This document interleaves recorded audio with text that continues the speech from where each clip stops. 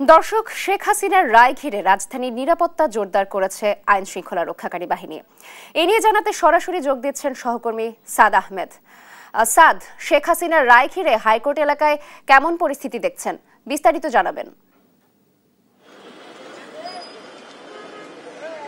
High court এলাকার কথা যদি বলতে চাই, পুরো এলাকাটি কিন্তু একদম নিরাপত্তার চাদরে ঢেকে ফেলা হয়েছে এবং কয়েক স্তরের নিরাপত্তা ব্যবস্থা কিন্তু নেওয়া হয়েছে। আমি যদি একটু বলতে চাই, 4 স্তরের নিরাপত্তা কিন্তু এখানে আমরা দেখতে পাচ্ছি। বিশেষ করে সেনাবাহিনীর পাশাপাশি বিজিবি, পুলিশ সদস্য, এপিবিএন সদস্যরা কিন্তু এখানে সক্রিয় অবস্থায় রয়েছেন এবং সতর্ক অবস্থায় রয়েছেন।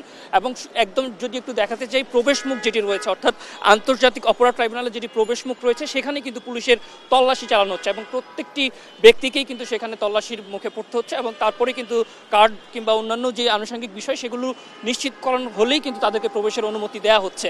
এবং এখন পর্যন্ত কিন্তু আমরা এই হাইকোর্ট প্রাঙ্গণে কোনো ধরনের অপ্রীতিকর বা অনাকাঙ্ক্ষিত ঘটনা কিন্তু দেখতে পাইনি। এখন পর্যন্ত কিন্তু এখানকার যে স্বাভাবিক পরিস্থিতি সেটি কিন্তু আমরা দেখতে পাচ্ছি এবং কোনো ধরনের নাশকতা বা অপ্রীতিকর ঘটনা এখন পর্যন্ত ঘটেনি। এবং সড়কের সামনের সড়ক যেগুলো রয়েছে সেগুলোতে কিন্তু মানুষের সরব উপস্থিতি আমরা দেখতে পাচ্ছি। একই সঙ্গে যান চলাচলও কিন্তু একেবারেই স্বাভাবিক বলা চলে, অর্থাৎ অন্য দিনগুলোর মতোই কিন্তু সড়কে যানবাহনের উপস্থিতি আমরা দেখতে পাচ্ছি। সেই সঙ্গে পথচারীদের সঙ্গে আমরা কথা বলেছি, বিশেষ করে যারা কর্মমুখ মানুষ, অফিসগামী মানুষ, তাদের সঙ্গে আমরা কথা বলে যেটি জানতে পেরেছি, তারা যেটি বলছেন যে তাদের অফিসে আসার পথে কিন্তু কোনো ধরনের সমস্যা কিন্তু এখন পর্যন্ত তারা পড়েননি। সেই সঙ্গে যানবাহন বা পরিবহন চালক যারা রয়েছেন তারাও বলছেন যে এখন পর্যন্ত কোনো ধরনের অপ্রীতিকর বা অপ্রত্যাশিত ঘটনার মুখোমুখি তারা হননি।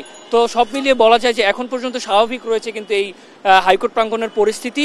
আমি যদি মামলার প্রসঙ্গে একটু বলতে চাই যে এই মামলার রায় কিন্তু আজ দেওয়া হবে, অর্থাৎ জুলাই গণ অভ্যুত্থানে শেখ হাসিনা সহ 3 আসামির বিরুদ্ধে কিন্তু যে মানবতা বিরোধী অপরাধ সংগঠিত হয়েছে সেই মামলায় কিন্তু রায় কিন্তু আজ ঘোষণা করা হবে এবং সেটিকে কেন্দ্র করেই কিন্তু আমরা দেখতে পাচ্ছি যে পুরো শুধু হাইকোর্ট প্রাঙ্গণ নয়, পুরো রাজধানী জুড়েই কিন্তু বাড়ানো হয়েছে কঠোর নিরাপত্তা ব্যবস্থা। তবে গত রাতেও কিন্তু বেশ কিছু জায়গায় কিন্তু আমরা দেখেছি যে ককটেল বিস্ফোরণ সহ বাসে অগ্নিসংযোগের ঘটনা কিন্তু ঘটেছে। তবে সকাল থেকে এখন পর্যন্ত এই ধরনের ঘটনা কিন্তু আমরা ঘটতে দেখিনি। তো এই ছিল নিরাপত্তা ব্যবস্থা নিয়ে হাইকোর্ট প্রাঙ্গণ থেকে আমার কাছে সর্বশেষ।